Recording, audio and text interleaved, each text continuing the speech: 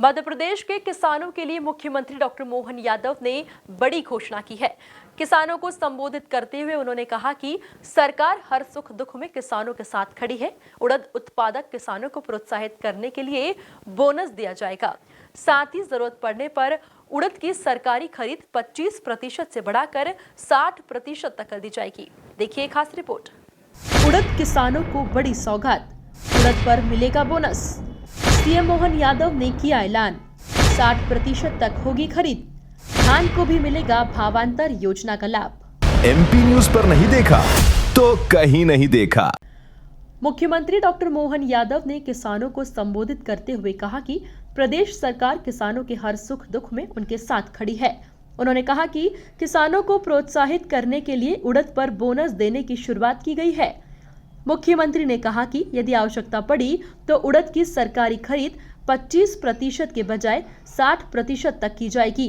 सरकार का उद्देश्य किसानों को उनकी उपज का बेहतर मूल्य दिलाना और उन्हें आर्थिक रूप से मजबूत बनाना है। उड़द को प्रोत्साहन देना भी चालू करा है और 25% के बजाय मौका पड़ा तो फिर आपको भी जोड़ के हमने कहा कि कोई बात नहीं 60% तक खरीदेंगे, लेकिन आगे पीछे हमको अपनी फसल विविधीकरण पे भी चलना चाहिए। इसलिए जोरदार ताली बजा करके एक तरफ गेहूं उपार्जन में भी, दूसरी तरफ आपके हर दुख दर्द में सरकार सदैव आपके साथ खड़ी है। डॉक्टर मोहन यादव ने कहा कि प्रदेश सरकार फसल विविधीकरण को बढ़ावा देने के लिए लगातार काम कर रही है।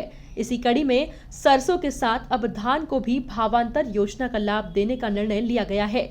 मुख्यमंत्री ने विश्वास दिलाया है कि सरकार ऐसी नीतियां बना रही है जिससे प्रदेश का हर किसान बिना किसी परेशानी के खेती कर सके और इसकी आय में लगातार बढ़ोतरी हो। मैं भावांतर योजना के बलबूते पर भी सोयाबीन के माध्यम से जो हमने कदम बढ़ाए थे, अब बोलना चाहूंगा संभवतः अगले धान की खरीदी में भी हम भावांतर योजना के बलबूते पर सरसों और धान दोनों की खरीदी में भावांतर का लाभ देंगे। ताली वाली बजा करके इसका भी भविष्य की दृष्टि से आनंद ले सकते हैं। सरकार किसानों के साथ है। सरकार के माध्यम से हमने कोदो कुट की भी अब श्री अन्न योजना के माध्यम से खरीदी है और खासकर मैं उल्लेख करता हूं कि अब अपने बीच में जब मैं आपसे बात कर रहा हूं तो यहाँ हाई क्वालिटी का रेशम, सरबती गेहूं, बासमती चावल क्या नहीं है नर्मदापुरम में। वास्तव में यहाँ का तो एक बार सरबती गेहूं का स्वाद ले तो दूसरा गेहूं खाना बंद कर देता है। इतना आनंद आता है नर्मदापुरम का। व्यक्ति भी जोरदार और यहाँ के अन्न उत्पादक और अन्न के भंडार भरने वाले खेतों का भी टेस्ट अलग प्रकार का मिलता है।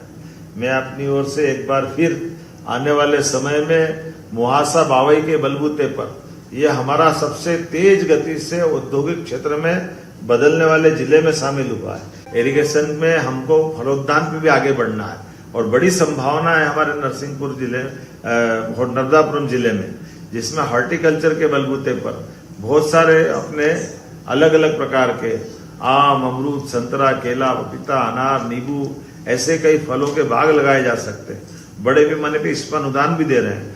नर्सरी भी लगा सकते हैं, नर्सरी के माध्यम से भी लाभ मिलेगा।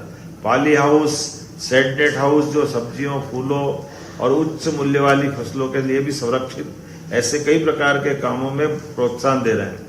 महिला स्वयं सहायता समूह के माध्यम से एक बगिया माँ के नाम के आधार पर भी लाभ मिलेगा और फूड प्रोसेसिंग यूनिट, इसकी संभावना भी अद्भुत है और फूड प्रोसेसिंग यूनिट में 50% की सब्सिडी भी सरकार दे रही है। उड़द पर बोनस, खरीद सीमा बढ़ाने की तैयारी और धान को भावांतर योजना में शामिल करने जैसे फैसलों के जरिए सरकार ने किसानों को राहत देने का संदेश दिया है।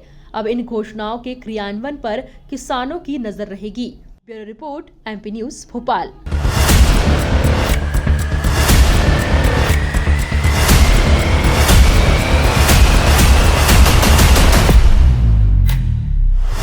एमपी न्यूज पर नहीं देखा तो कहीं नहीं देखा।